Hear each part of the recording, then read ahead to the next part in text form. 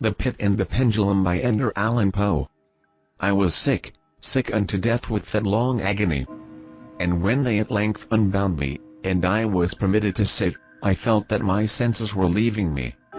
The sentence, the dread sentence of death, was the last of distinct accentuation which reached my ears. After that, the sound of the inquisitorial voices seemed merged in one dreamy and determinate hum. It conveyed to my soul the idea of revolution, perhaps from its association in fancy with the burr of a mill wheel. This only for a brief period. For presently I heard no more. Yet, for a while, I saw. But with how terrible an exaggeration! I saw the lips of the black-robed judges. They appeared to me whiter than the sheet upon which I trace these words, and thin even to grotesqueness. Thin with the intensity of their expression of firmness, of immovable resolution, of stern contempt of human torture. I saw that the decrees of what to me was fate, were still issuing from those lips. I saw them writhe with a deadly locution. I saw them fashion the syllables of my name. And I shuddered because no sound succeeded. I saw, too, for a few moments of delirious horror, the soft and nearly imperceptible waving of the sable draperies which enwrapped the walls of the apartment. And then my vision fell upon the 7 tall candles upon the table. At first they wore the aspect of charity, and seemed white slender angels who would save me. But then, all at once, there came a most deadly nausea over my spirit, and I felt every fiber in my frame thrill as if I had touched the wire of a galvanic battery, while the angel forms became meaningless specters, with heads of flame, and I saw that from them there would be no help. And then there stole into my fancy, like a rich musical note, the thought of what sweet rest there must be in the grave. The thought came gently and stealthily, and it seemed long before it attained full appreciation. But just as my spirit came, at length, properly to feel and entertain it, the figures of the judges vanished, as if magically, from before me. The tall candles sank into nothingness. Their flames went out utterly. The blackness of darkness supervened. All sensations appeared swallowed up in that mad rushing descent as of the soul into Hades. Then silence, and stillness, and night were the universe. I had swooned. But will not say that all of consciousness was lost. What of it there remained I will not attempt to define, or even to describe. Yet all was not lost. In the deepest slumber, no. In delirium, no. In a swoon, no. In death, no. Even in the grave all is not lost. Else there is no immortality for man. Arousing from the most profound of slumbers, we break the gossamer web of some dream. Yet in a second afterwards, so frail may that web have been, we remember not that we have dreamed. In the return to life from the swoon there are 2 stages. First, that of the sense of mental or spiritual. Secondly, that of the sense of physical existence. It seems probable that if, upon reaching the second stage, we could recall the impressions of the first, we should find these impressions eloquent in memories of the gulf beyond. And that gulf is, what? How at least shall we distinguish its shadows from those of the tomb? But if the impressions of what I have termed the first stage, are not, at will, recalled, yet, after long interval, do they not come unbidden, while we marvel whence they come? He who has never swooned is not he who finds strange palaces and wildly familiar faces in coals that glow. Is not he who beholds floating in mid-air the sad visions that the many may not view. Is not he who ponders over the perfume of some novel flower. Is not he whose brain grows bewildered with the intense meaning of some musical cadence which has never before arrested his attention. Amid frequent and thoughtful endeavors to remember, amid earnest struggles to regather some token of the state of seeming nothingness into which my soul had lapsed, there have been moments when I have dreamed of success. There have been brief, very brief periods when I have conjured up remembrances which the lucid reason of a later epoch assures me could have had reference only to that condition of what men term unconsciousness. These shadows of memory tell, indistinctly, of tall figures that lifted and bore me in silence, down, down, still down, till a hideous dizziness oppressed me at the mere idea of the interminableness of the descent. They tell also of a vague horror at my heart on account of that heart's unnatural stillness. Then comes a sense of sudden motionlessness throughout all things, as if those who bore me a ghastly train had outrun, in their descent, the limits of the limitless, and paused from the wearisomeness of their toil. After this, I call to mind flatness and dampness. And then all is madness, the madness of a memory which busies itself among forbidden things. Very suddenly there came back to my soul motion and sound. The tumultuous motion of the heart, and, in my ears, the sound of its beating. Then a pause, in which all is blank. Then again sound, and motion, and touch, a tingling sensation pervading my frame. Then the mere consciousness of existence, without thought, a condition which lasted long. Then, very suddenly, thought, and shuddering terror, and earnest endeavor to realize my true state. Then a strong desire to lapse into insensibility. Then a rushing revival of soul and a successful effort to move. And now a full memory of the trial, of the judges, of the tall kindles, of the sable draperies, of the sentence, of the sickness, of the swoon. Then entire forgetfulness of all that followed. Of all that a later day and much earnestness of endeavor have enabled me vaguely to recall. So far I had not opened my eyes. I felt that I lay upon my back, unbound. I reached out my hand, and it fell heavily upon something damp and hard. There I suffered it to remain for many minutes, while I strove to imagine where and what I could be. I longed, yet dared not to employ my vision. I dreaded the first glance at objects around. It was not that I feared to look upon things horrible, but that I grew aghast lest there should be nothing to see. At length, with a wild desperation at heart, I quickly unclosed my eyes. My worst thoughts, then, were confirmed. The blackness of eternal night encompassed me. I gasped for breath. The intensity of the darkness seemed to oppress and stifle me. The atmosphere was intolerably close. I still lay quietly, and made effort to exercise my reason. I brought to mind the inquisitorial proceedings, and attempted from that point to deduce my real condition. The sentence had passed, and it appeared to me that a very long interval of time had since elapsed. Yet not for a moment did I suppose myself actually dead. Such a supposition, notwithstanding what we read in fiction, is altogether inconsistent with real existence. But where, and in what state was I? The condemned to death, I knew, perished usually at the auto da fes, and one of these had been held on the very night of the day of my trial.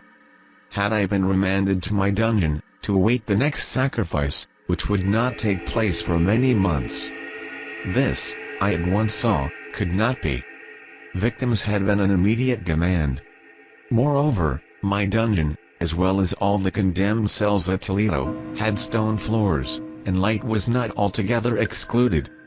A fearful idea now suddenly drove the blood in torrents upon my heart, and, for a brief period, I once more relapsed into insensibility.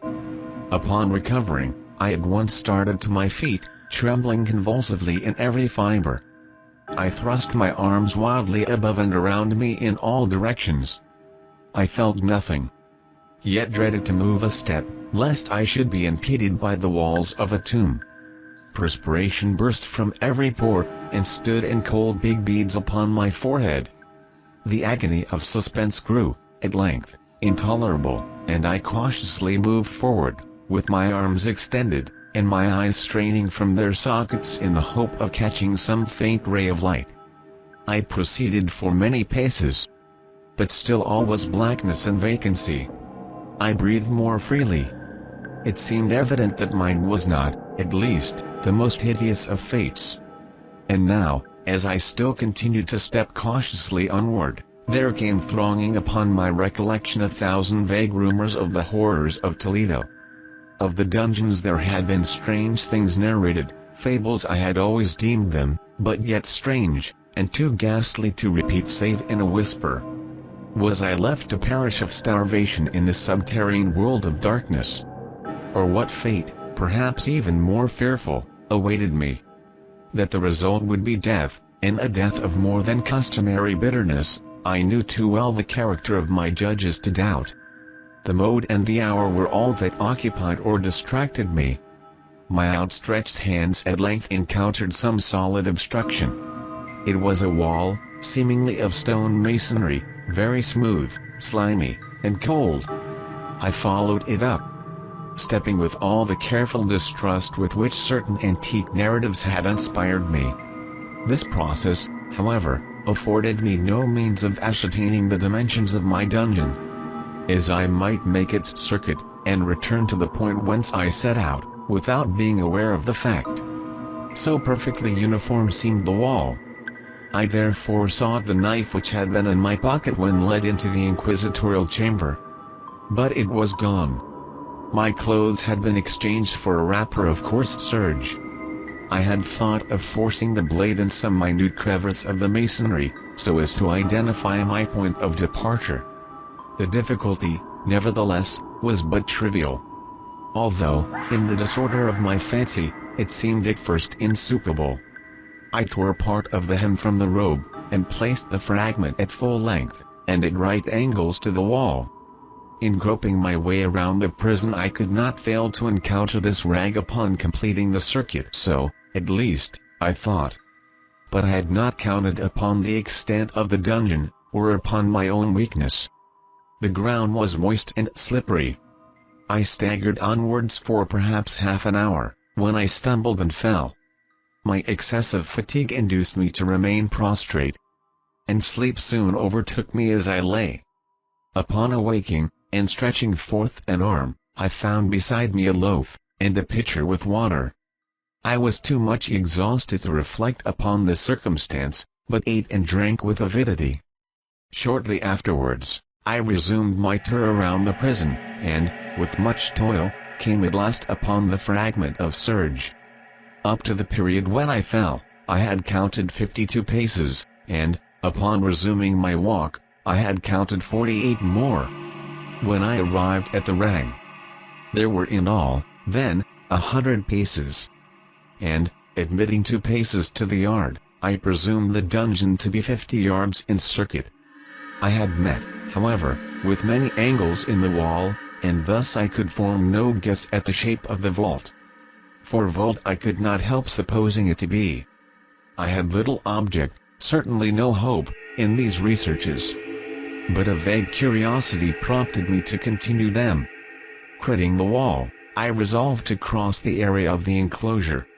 At first I proceeded with extreme caution, for the floor, although seemingly of solid material, was treacherous with slime. At length, however, I took courage, and did not hesitate to step firmly, endeavoring to cross in as direct a line as possible. I had advanced some 10 or 12 paces in this manner, when the remnant of the torn hem of my robe became entangled between my legs. I stepped on it, and fell violently on my face. In the confusion attending my fall, I did not immediately apprehend a somewhat startling circumstance, which yet, in a few seconds afterwards, and while I still lay prostrate, arrested my attention. It was this. My chin rested upon the floor of the prison, but my lips and the upper portion of my head, although seemingly at a less elevation than the chin, touched nothing. At the same time my forehead seemed bathed in a clammy vapor, and the peculiar smell of decayed fungus arose to my nostrils. I put forward my arm, and shuddered to find that I had fallen at the very brink of a circular pit, whose extent, of course, I had no means of ascertaining at the moment.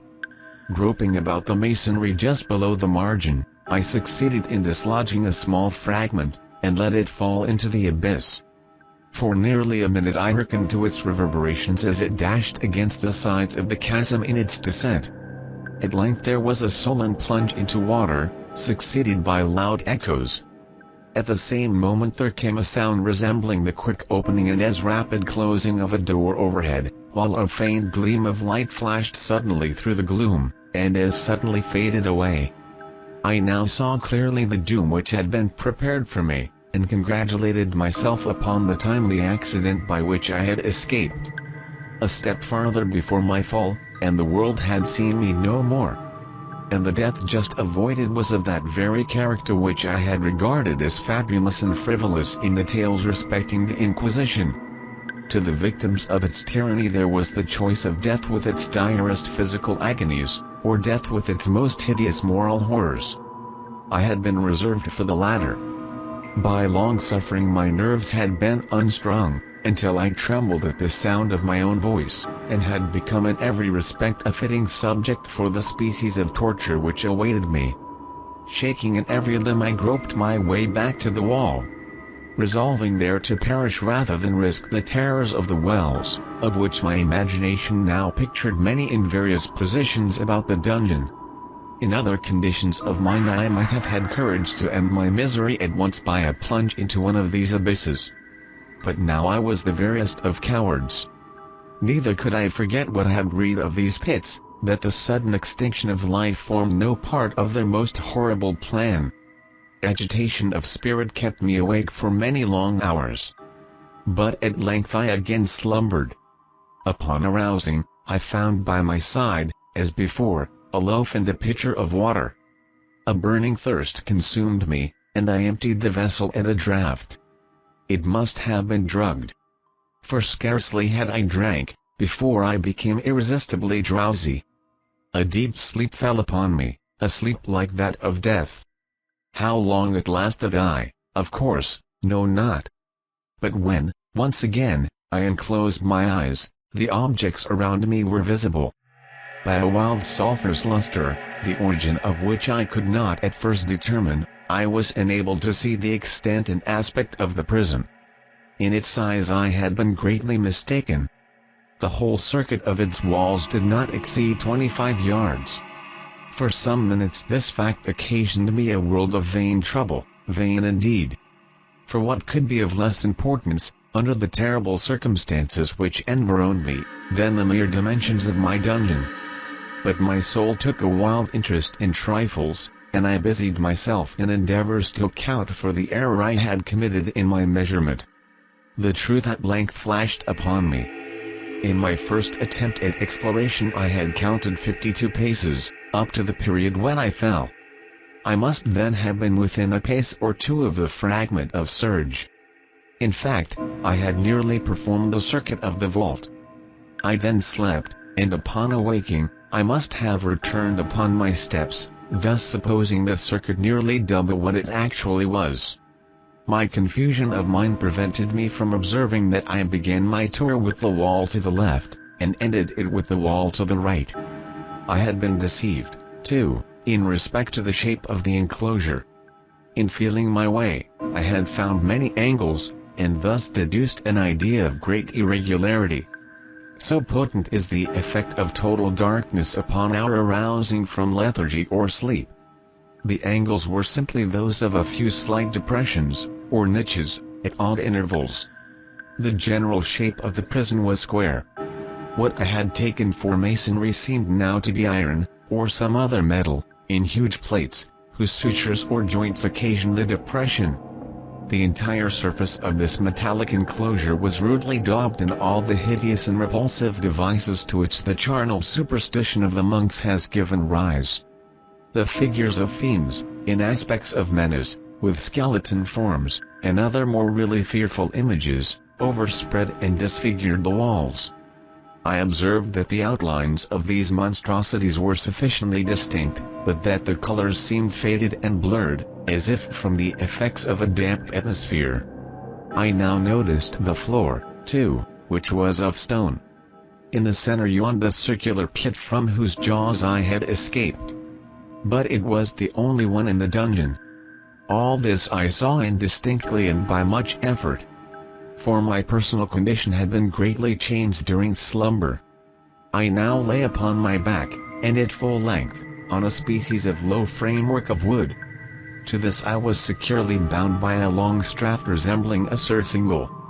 It passed in many convolutions about my limbs and body, leaving at liberty only my head, and my left arm to such extent that I could, by dint of much exertion, supply myself with food from an earthen dish which lay by my side on the floor. I saw, to my horror, that the pitcher was absent, to my horror. For I was consumed with intolerable thirst.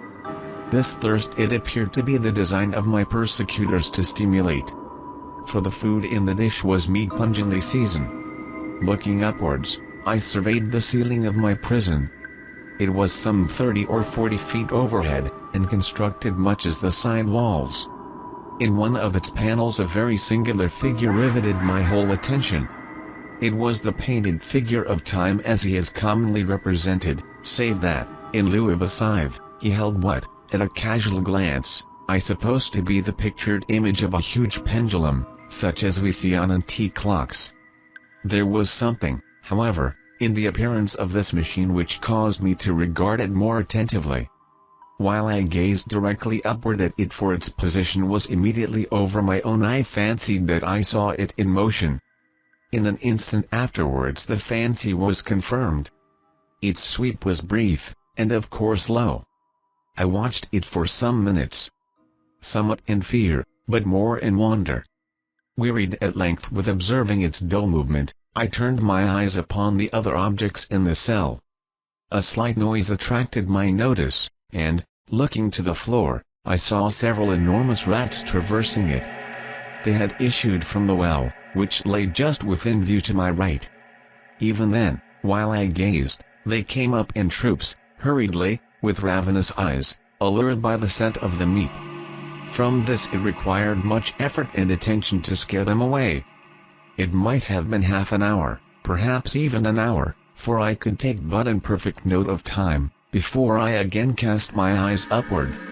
What I then saw confounded and amazed me. The sweep of the pendulum had increased in extent by nearly a yard.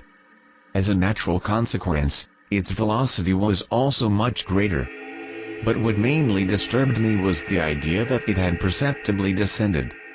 I now observed, with what horror it is needless to say, that its nether extremity was formed of a crescent of glittering steel, about a foot in length from horn to horn.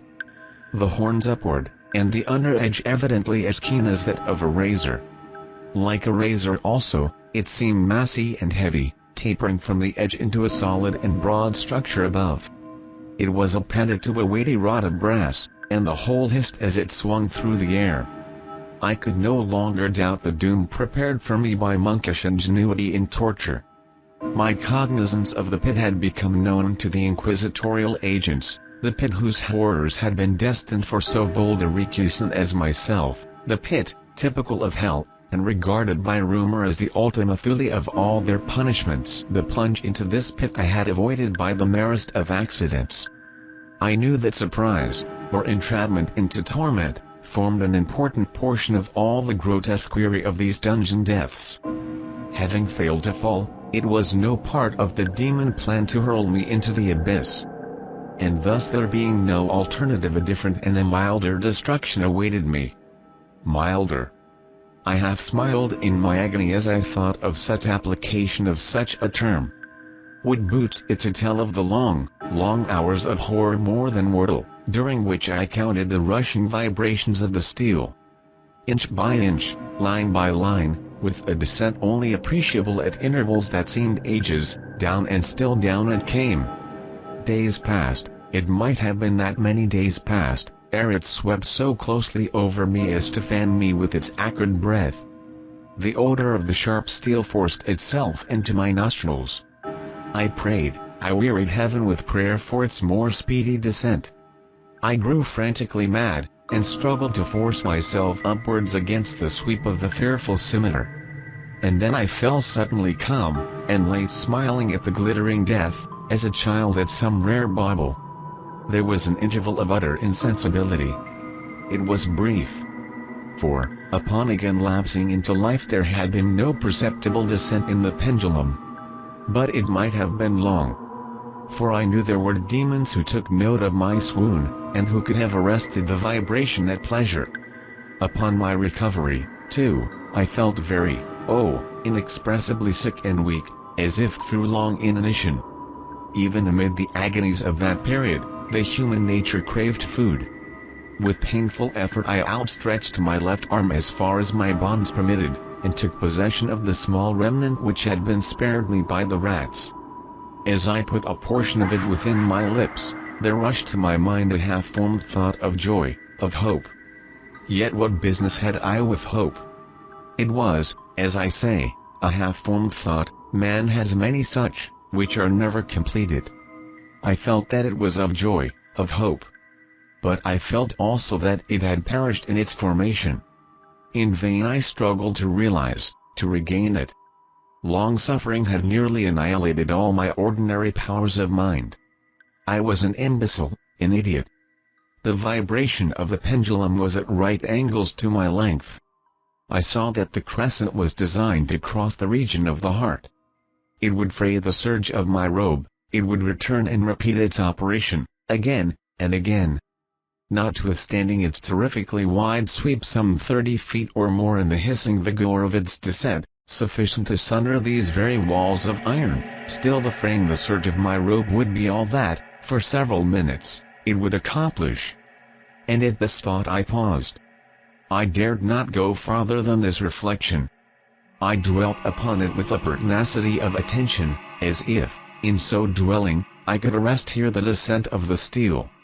I forced myself to ponder upon the sound of the crescent as it should pass across the garment, upon the peculiar thrilling sensation which the friction of cloth produces in the nerves. I pondered upon all this frivolity until my teeth were on edge. Down, steadily down it crept. I took a frenzied pleasure in contrasting its downward with its lateral velocity. To the right, to the left, far and wide, with the shriek and the plunge of a damned spirit. To my heart with the stealthy pace of the tiger. I alternately laughed and howled, as the one or the other idea grew predominant. Down, certainly, relentlessly down. It vibrated within 3 inches of my bosom. I struggled violently, furiously, to free my left arm. This was free only from the elbow to the hand. I could reach the latter, from the platter beside me, to my mouth, with great effort, but no farther. Could I have broken the fastenings above the elbow, I would have ceased and attempted to arrest the pendulum. I might as well have attempted to arrest an avalanche. Down, still unceasingly, still inevitably down. I gasped and struggled at each vibration. I shrunk convulsively at its every sweep. My eyes followed its outward or upward whirls with the eagerness of the most unmeaning despair. They closed themselves spasmodically at the descent, although death would have been a relief. Oh, how unspeakable! I still quivered in every nerve to think how slight a sinking or slipping of the machinery would precipitate the keen, glistening axe upon my bosom. It was hope that prompted the nerve to quiver, the frame to shrink. It was hope, the hope that triumphs on the rack, that whispers to the death condemned even in the dungeons of the Inquisition. I saw that some 10 or 12 vibrations would bring the steel in actual contact with my robe, and with this observation there suddenly came over my spirit all the keen, collected calmness of despair. For the first time during many hours, or perhaps days, I thought. It now at once occurred to me that the bandage, or surcingle, which enveloped me, was unique. I was tied by no separate cord. The first stroke of the razor-like crescent athwart any portion of the band, would so detach it that it might be unwound from my person by means of my left hand. But how fearful, in that case, the proximity of the steel! The result of the slightest struggle how deadly! Was it likely, moreover, that the minions of the torture had not foreseen and provided for this possibility? Was it probable that the bandage crossed my bosom in the track of the pendulum? Dreading to find my fate, and, as it seemed, my last hope frustrated, I so far elevated my head as to obtain a distinct view of my breast. The surcingle enveloped my limbs and body close in all directions, save in the path of the destroying crescent. Scarcely had I dropped my head back in its original position, when there flashed upon my mind what I cannot better describe than as the unformed half of that idea of deliverance to which I have previously alluded, and of which a moiety only floated indeterminately through my brain when I raised food to my burning lips. The whole thought was now present, feeble, scarcely sane, scarcely definite, but still entire. I proceeded at once, with the nervous energy of despair, to attempt its execution. For many hours the immediate vicinity of the low framework upon which I lay, had been literally swarming with rats. They were wild, bold, ravenous. Their red eyes glaring upon me as if they waited but for motionlessness on my part to make me their prey. To what food, I thought, had they been accustomed in the well? They had devoured, in spite of all my efforts to prevent them, all but a small remnant of the contents of the dish.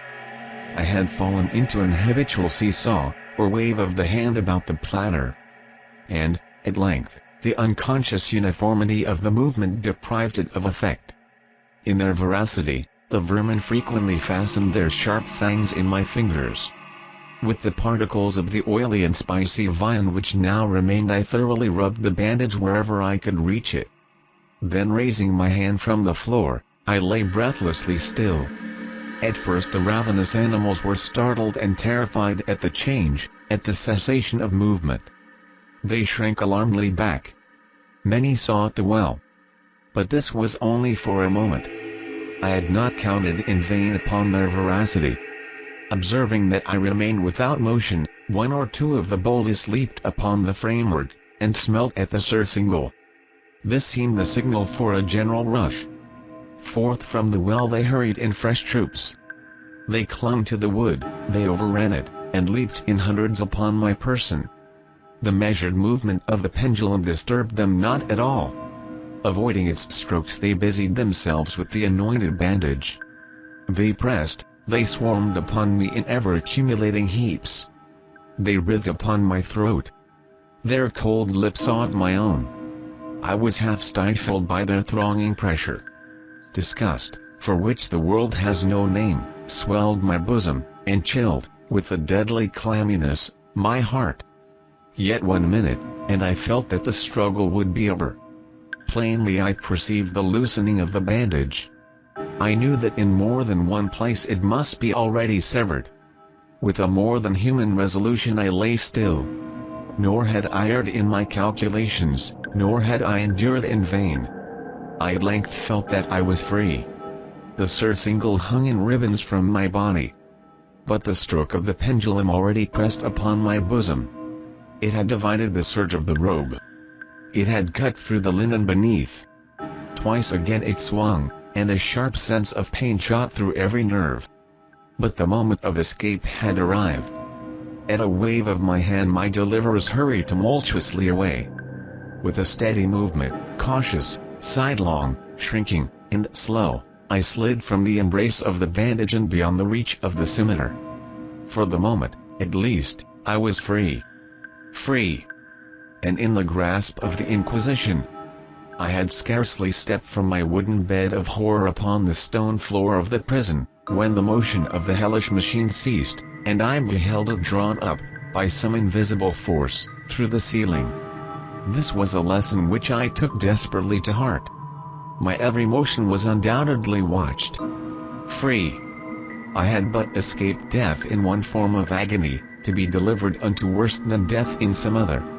With that thought I rolled my eyes nervously around on the barriers of iron that hemmed me in. Something unusual, some change which, at first, I could not appreciate distinctly, it was obvious, had taken place in the apartment. For many minutes of a dreamy and trembling abstraction, I busied myself in vain, unconnected conjecture. During this period, I became aware, for the first time, of the origin of the sulphurous light which illumined the cell. It proceeded from a fissure, about half an inch in width, extending entirely around the prison at the base of the walls, which thus appeared, and were, completely separated from the floor. I endeavored, but of course in vain, to look through the aperture. As I arose from the attempt, the mystery of the alteration in the chamber broke at once upon my understanding. I have observed that, although the outlines of the figures upon the walls were sufficiently distinct, yet the colors seemed blurred and indefinite. These colors had now assumed, and were momentarily assuming, a startling and most intense brilliancy, that gives to the spectral and fiendish portraitures an aspect that might have thrilled even firmer nerves than my own. Demon eyes, of a wild and ghastly vivacity, glared upon me in 1,000 directions where none had been visible before, and gleamed with the lowered luster of a fire that I could not force my diseased imagination to regard as unreal. Unreal. Even while I gazed, there came to my nostrils the breath of the vapor of heated iron. A suffocating odor pervaded the prison. A deeper glow settled each moment in the eyes that glared at my agonies. A richer tint of crimson diffused itself over the pictured horrors of blood. I panted. I gasped for breath. There could be no doubt of the design of my tormentors. Oh, most unrelenting. Oh, most demoniac of men. I shrank from the glowing metal to the center of the cell. Amid the thought of the fiery destruction that impended, the idea of the coolness of the well came over my soul like balm. I rushed to its deadly brink. I threw my straining vision below. The glare from the enkindled roof illumined its inmost recesses. Yet, for a wild moment, did my spirit refuse to comprehend the meaning of what I saw. At length it wrestled its way into my soul, it burned itself in upon my shuddering reason. Oh, for a voice to speak. Oh, horror. Oh, any horror but this. With a shriek I rushed from the margin, and buried my face in my hands, weeping bitterly. The heat rapidly increased, and once again I looked up, shuddering as with a fit of the ague. There had been a second change in the cell, and now the change was obviously in the form. As before, it was in vain that I, at first, endeavored to appreciate or understand what was taking place. But not long was I left in doubt. The inquisitorial vengeance had been hurried by my twofold escape, and there was to be no more dallying with the King of Terrors. The room had been square. I saw that 2 of its iron angles were now acute, 2, consequently, obtuse. The fearful difference quickly increased with a low rumbling or moaning sound. In an instant the apartment had shifted its form into that of a lozenge. But the alteration stopped not here. I neither hoped nor desired it to stop. I could have clasped the red walls to my bosom as a garment of eternal peace. Death, I said, any death but that of the pit. Fool! Might I have not known that into the pit it was the object of the burning iron to urge me? Could I resist its glow? Or, if even that, could I withstand its pressure? And now, flatter and flatter grew the lozenge, with a rapidity that left me no time for contemplation. Its center, and, of course, its greatest width, came just over the yawning gulf. I shrank back, but the closing walls pressed me resistlessly onwards. At length for my seared and writhing body there was no longer an inch of foothold on the firm floor of the prison. I struggled no more, but the agony of my soul found vent in one loud, long, and final scream of despair. I felt that I tottered upon the brink. I averted my eyes. There was a loud blast as of many trumpets. There was a discordant hum of human voices. There was a harsh grating as of 1,000 thunders. The fiery walls rushed back. An outstretched arm caught my own as I fell fainting into the abyss. It was that of General LaSalle. The Inquisition was in the hands of its enemies. The French army had entered Toledo.